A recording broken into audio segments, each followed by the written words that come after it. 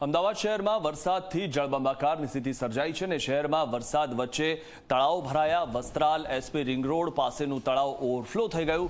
તળાવ ભરાયા બાદ તળાવની પાસે રહેલ વોકવે, ચિલ્ડ્રન એરિયા, બગીચો પાણીમાં ગરકાવ થઈ ગયા। તળાવના કોટમાં જમીન લેવલ સુધી પાણી ભરાઈ ગયા છે અને પાણીનો નિકાલ કરવા એએમસીએ માત્ર એક પંપ મૂક્યો છે અને વધુ પડતા પાણી ભરાવાથી આસપાસમાં સાપ અને જીવજંતુ નીકળતા હોવાની પણ લોકો ફરિયાદ કરી રહ્યા છે। સતત ભરાતા પાણીના કારણે તળાવ પાસે રહેલ એપાર્ટમેન્ટના કોટ અને જમીન ધસી પડે તેવી સ્થાનિકોને ભીતિ સેવાઈ રહી છે। સ્થાનિકોએ એએમસી પાસે પાણીનો નિકાલ કરવા માટે માગણી કરી છે, વારંવાર રજૂઆત કરી છે, પરંતુ હવે તેમની માગણી ક્યારે એએમસીના કાને, એએમસીના અધિકારીઓના કાને પડે છે તે જોવું રહ્યું। એએમસીના અધિકારીઓ આ બાબતે ક્યારે કામગીરી કરે છે, ક્યારે કામગીરી કરવા માટે તેમના માણસોને મોકલે છે તે સૌથી મોટો સવાલ છે, કારણ કે એએમસીને માત્ર એડવાન્સ ટેક્સ ઉઘરાવવામાં જ રસ હોય છે।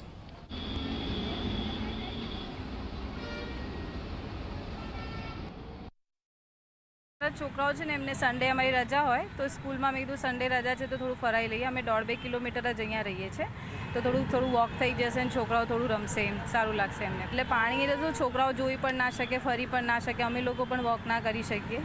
તો અત્યારે ગાર્ડનમાં મસ્ત હિચકો છે પર બધું છોકરાઓ એ પણ ના ફરી શકે। આ બધું જે પાણી જે ભરેલું છે ને એ થોડું નિકાલ થાય તો વધારે સારું, કેમ કે રસ્તો પણ બધું બહુ ખરાબ થઈ જાય છે એના કારણે। યુઝેબલ જ નથી અત્યારે। ઇન શોર્ટ, આટલું મોટું આપણે જે ગાર્ડન બનાવ્યું છે, આટલું બધું સારું ચિલ્ડ્રન પ્લે એરિયા હતું ને બધું હતું છોકરાઓ, અને આજે સન્ડે છે તો લોકો એવું વિચારતા હોય કે ભાઈ છોકરાઓને લઈ જાય ત્યાં થોડુંક છોકરાઓ એન્જોય કરશે, ત્યાં રમશે, બટ આ સ્થિતિ એવી છે કે તમે અહીંયા ઊભા નહીં રહી શકતા। નિવેદન છે બધાને તંત્રને કે ભાઈ આ થોડુંક આનું દેખભાળ જે સારવાર કરે છે એ તંત્ર થોડુંક આના ઉપર ધ્યાન આપે। વરસાદ દરમિયાન શહેરમાં રહેલા તળાવો ભરાય તે સ્વાભાવિક બાબત છે, પણ જ્યારે વધારે પાણી ભરાય અને તે વધુ પડતા પાણી ભરાવાના કારણે કોઈ ઘટના બને ત્યારે ઘટના મોટી બની જતી હોય છે। આવી એક ઘટના આપણે અગાઉ પણ આનંદનગર તળાવમાં જોઈ હતી કે જ્યાં વધારે પાણી ભરાતા એક દિવાલ જે છે તે તૂટી વાહનો અંદર પડ્યા હતા અને આ જ પ્રકારની પરિસ્થિતિ આ જે વસ્ત્રાલ જે તળાવ, વસ્ત્રાલ લેક કહેવાય છે, ત્યાં બનવાની એક ભીતિ દેખાઈ રહી છે। એટલા માટે કારણ કે આ જે વસ્ત્રાલ તળાવ આખું ભરી ચૂક્યું છે અને તેની ઉપર પાણી આવી ચૂક્યું છે। જે પ્રકારના નીચે વાહન પાર્ક કરેલા દેખાય છે તે જમીની કોટ લેવલે આ પાણી જે છે તે પહોંચી ચૂક્યું છે અને પાણી હજુ પણ વધતું જઈ રહ્યું છે।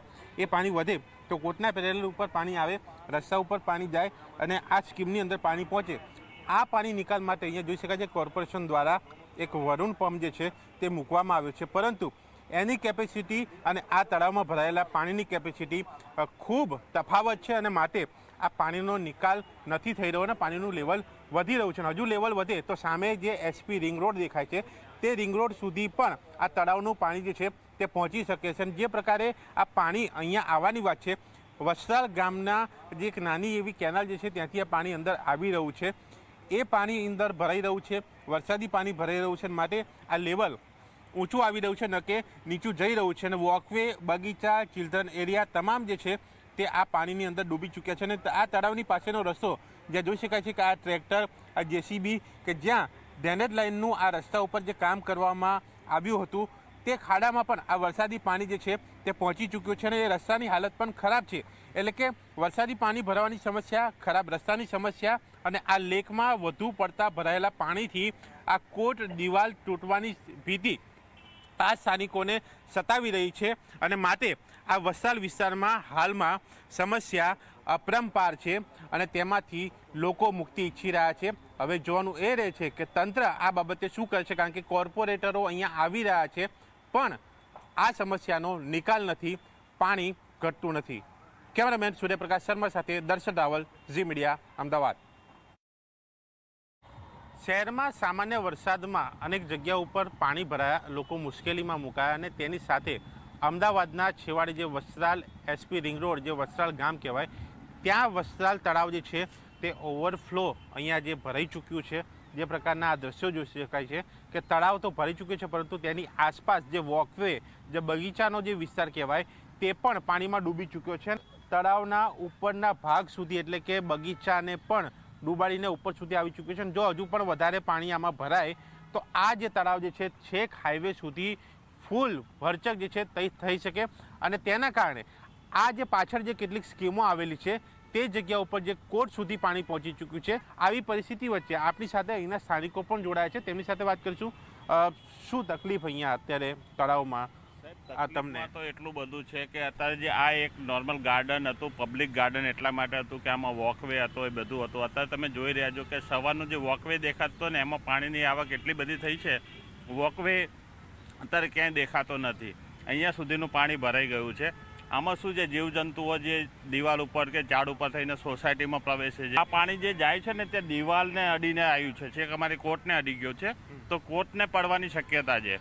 પાણી સોસાયટીમાં આવવાની શક્યતા છે. અત્યારના માહોલમાં જોવા જઈએ તો ગુજરાતમાં અને અમદાવાદમાં જે સતત વરસાદ વરસી રહ્યો છે તેવામાં પ્રદીપસિંહ જાડેજા સાહેબના સરકારમાં જ્યારે આ ગાર્ડનનું નિર્માણ થયું, બહુ ખૂબ જ સરસ અને બહુ પબ્લિક અહીંયા આવતી હતી અને દરેક એનો લાભ ઉઠાવતા. પણ અત્યારે 2-3 દિવસથી ખબર નહીં આટલું પાણી ક્યાંથી આવી રહ્યું છે અને ગાર્ડનના તળાવનો ભરાઈ ગયું છે, પણ આજુબાજુનું ચિલ્ડ્રન પ્લે છે, ઓપન જિમ્નેશિયમ છે, પછી આપણે સિનિયર સિટીઝનને બેસવાની જગ્યા છે, એ બધી ખૂબ અત્યારે બધી પાણીથી છલોછલ ભરાઈ ગઈ છે. પાણીના સતત પ્રવાહ ચાલુ રહે છે અને પાણી જવાની જે જગ્યા છે એ જગ્યામાં ક્યાંક ને ક્યાંક પ્રોબ્લેમ હોવાથી એ પાણી જઈ શકતું નથી.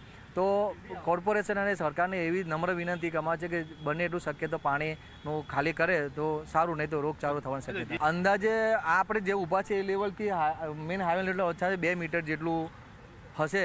જો કદાચ આ જ પરિસ્થિતિ રહે તો મેઇન હાઈવે પર બી પાણી આવી જવાની શક્યતા રહેશે. એ મશીન મતલબ 4 કે 5 દિવસ સુધી ચાલે ને તો મને નથી લાગતું કે આ પાણી ઓછું થાય. એ વરુણ મશીન છે, બરાબર.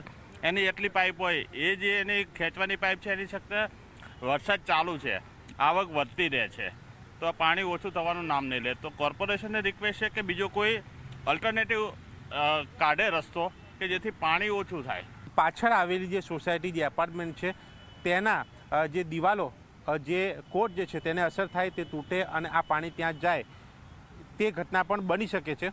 પણ તેના માટે તંત્રએ ધ્યાન આપવાની જરૂર છે અને યોગ્ય કાર્યવાહી કરીને પાણીનો નિકાલ કઈ રીતે થાય તે વ્યવસ્થા થાય તો આગામી સમયમાં આ પ્રકારની પરિસ્થિતિ ન સર્જાય અને જે સુવિધા અહીંયા બનાવવામાં આવી છે તેની મજા પણ લોકો વરસાદ વચ્ચે માણી શકે.